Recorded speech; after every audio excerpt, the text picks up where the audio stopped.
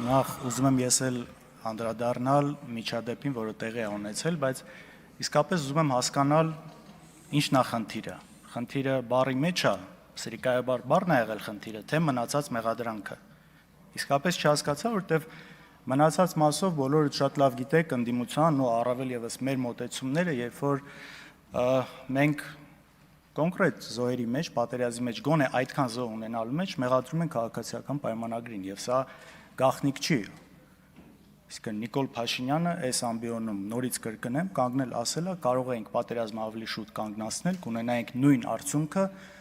ուղղակի զոհերը այդքան չէին լինի։ Սա ասելա Նիկոլ Փաշինյանը։ Ես չգիտեմ, սրանից հետո եթե մարդ այդ ամեն ինչից հարազատ կորցնելով հանդերձ, այսինքն ինչպես որակի դա, չգիտեմ։ Ու պարոն Ռուբինյան, խնդրում եմ վերևից այդ սպառնալիքները,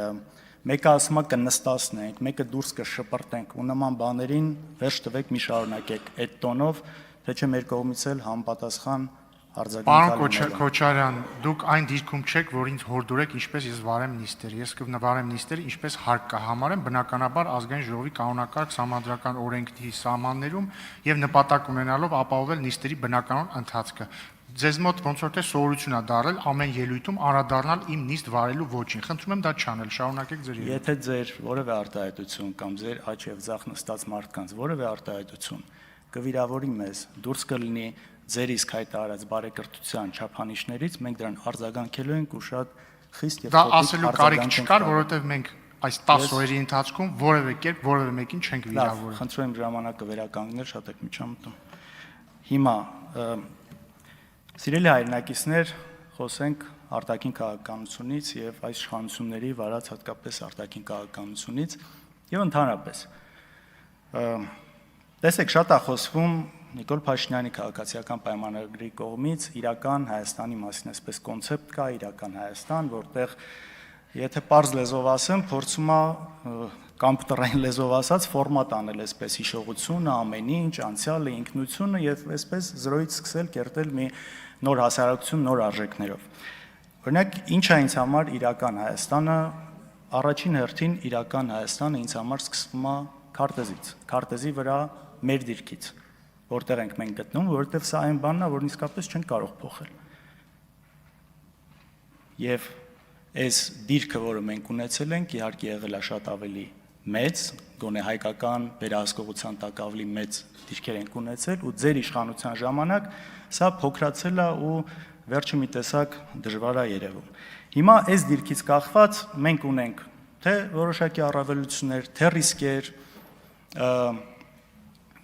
Թուրքիա կա, Ադրբեջան կա, Ադրբեջանը գիտեք, շատ է այստեղ խոսվել նաև այդ զավթողական խոսույթը արևմտյան Ադրբեջան եւ մնացածը ու սա ռիսկեր է։ Կա Թուրքիան, ով ամեն կերպ աջակցում է Ադրբեջանին, սա ռիսկ է, իհարկե ռիսկ է։ Այս ամեն ինչի հետ մենք պետք է հաշվի նստենք ու չենք կարող գլուխներս մտցնել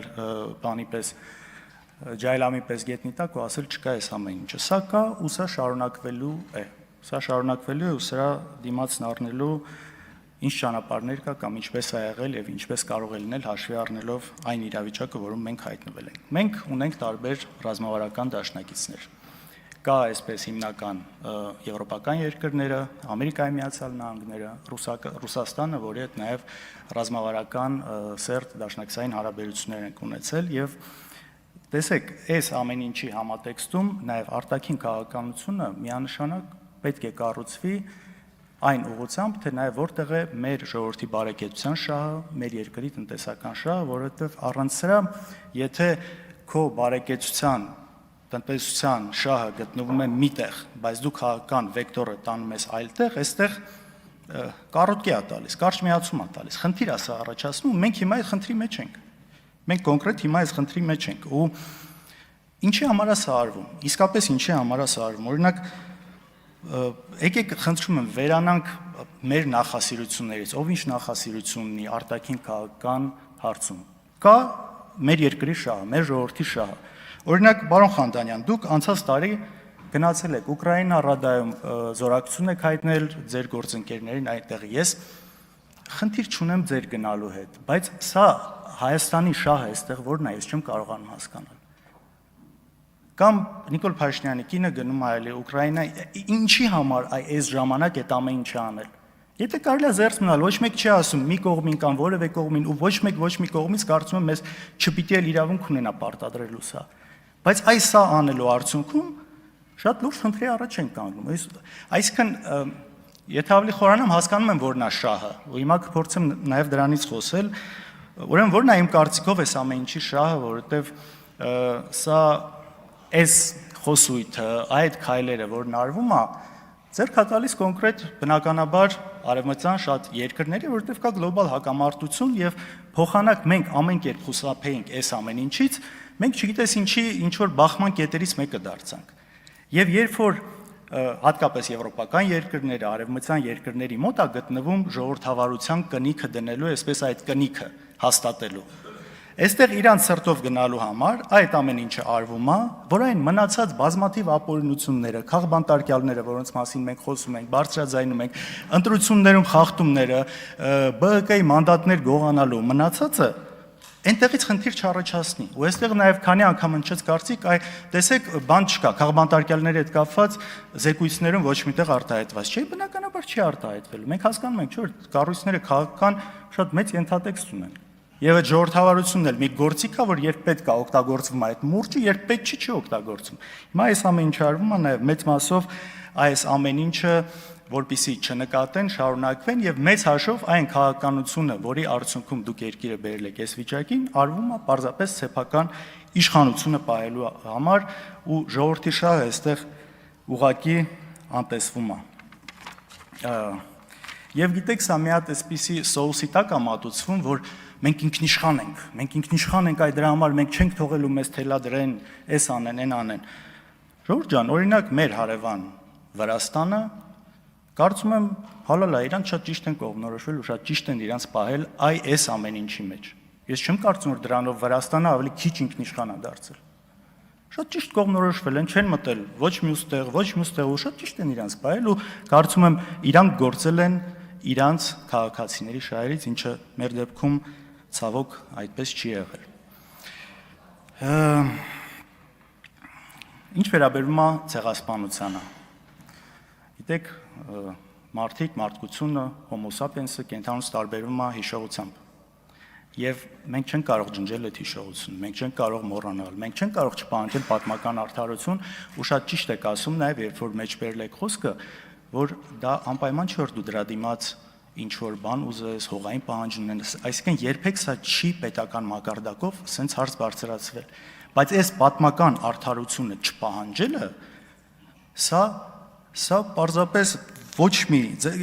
հատ օրինակ բերեմ, էլ նույն Իսրայելի հետ կապված։ Մինչև այսօր ցանկացած հոլիվուդյան ֆիլմ, երևի 10-ից 8-ի մեջ ինչ որ միջև արձարծվում է հրեաների ցեղասպանության հարցը։ Տենց հիմար չհասկացող ժողովուրդը, հա, չէ։ Սա մեր պատմությունն է, ու մենք չենք կարող սրա հետ կապված չունենալ հետևողական մոտեցում։ Կամ նույն օրինակ հենց վերջերս տարիներ առաջ տեղի ունեցած էթնիկ զտումը, արցախցիների 150,000 հայ էթնիկ զտել են։ Դուք համաձայն եք սրա հետ էթնիկ զտում եղել է, թե չէ։ Համաձայն եք, չէ։ Իսկ ինչի մենք դրանից չպետք է խոսենք։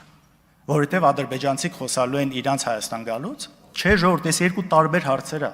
Այս իսկապես երկու ընդհանրապես իրար հետ կապ չունեցող հարց է։ Բան են չի արել, այդ մարդկանց այնտեղից քշել են,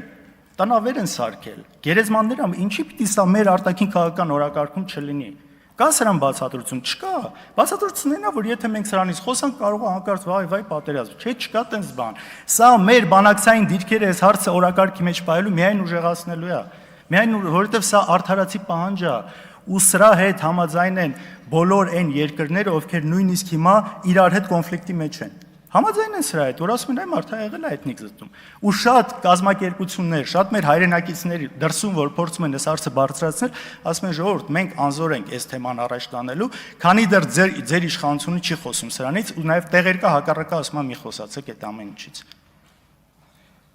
Չգիտեմ, ամփոփելով այն արտաքին քաղաքականությունը, որը վարվում է անհեռատես, փորձում բարեկրթության մեջ մնալ, սխալ